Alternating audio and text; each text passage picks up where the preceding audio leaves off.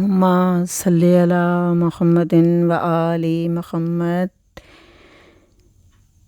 بہت سے لوگ بہت سے سوال کرتے ہیں، میرے مولا امام زمانہ کے نائب حسین ابن روح سے سوال کیا گیا جو آخری نائب ہیں۔ ان سے سوال کیا کہ حسین ابن علی نبی کے چہیتے نواسے تھے اور نبی خدا کے محبوب تھے۔ رسول اللہ خدا کے چہیتے ہیں، حسین خدا کے بھی پیارے ہیں، اور حسین رسول اللہ صلی اللہ علیہ وآلہ وسلم کے بھی پیارے ہیں۔ میرے مولا حسین پر اتنی مصیبتیں پڑیں، اللہ نے اپنے نبی کے چہیتے نواسے کی مدد کیوں نہیں کی؟ اللہ نے کوئی مدد نہیں کی۔ اور پھر آگے وہ کہتے ہیں کہ ہم نے انبیاء کی تاریخ میں یہ دیکھا ہے کہ حضرت یوسف کے بھائیوں نے کنویں میں ڈال دیا، قافلے والے لے جا کر مصر میں بیچنا چاہتے تھے۔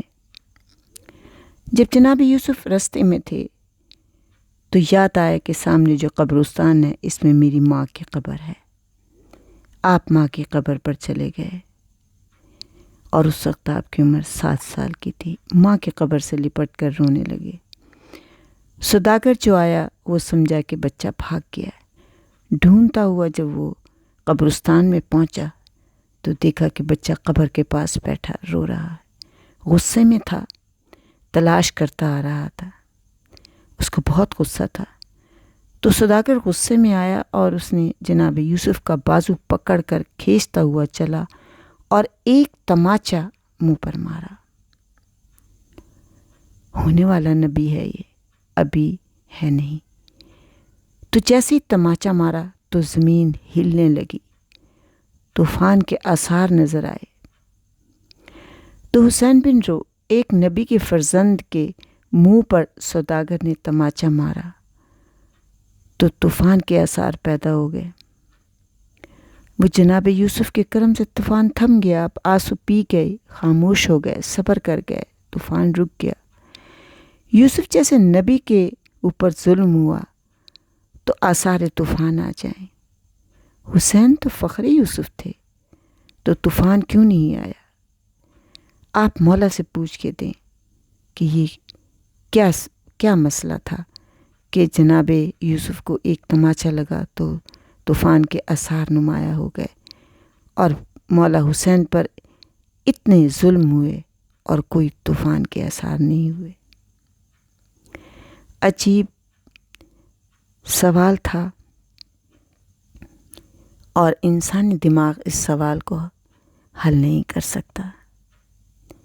میرے مولا امام زمانہ نے حسین ابن روح سے جواب دیا کہ ہمارے چاہنے والوں سے کہہ دو اور یہ پیغام سنا دو کہ اللہ کے لیے کوئی مشکل نہیں تھا۔ بے شک حسین بہت پیارا ہے اللہ کا، اور ان کے حبیب، اس کے حبیب کا نواسا، چہیتا نواسا ہے۔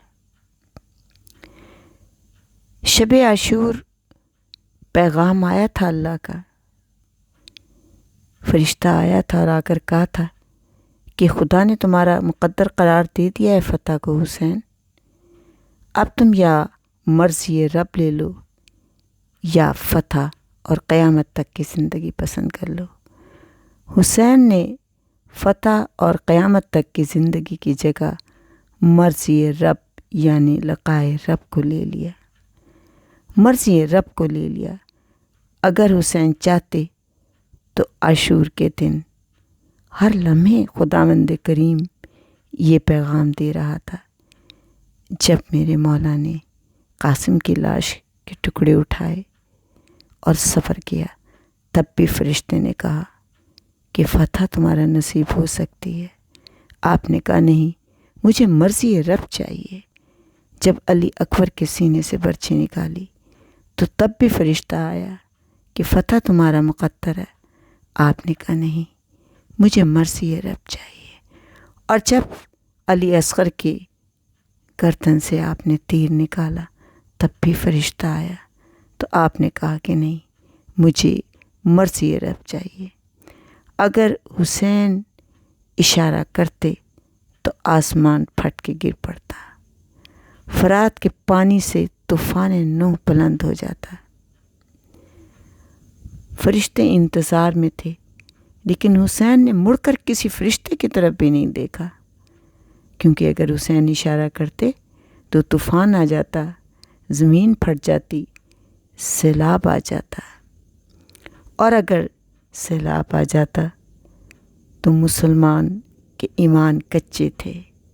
ایمان کچے تھے نا، جو صرف پیسے کی خاطر مسلمان ہوئے تھے، ان کے ایمان کچے تھے، جو رہ کی دولت کے لالچ میں حسین کو شہید کرنے آ گئے تھے۔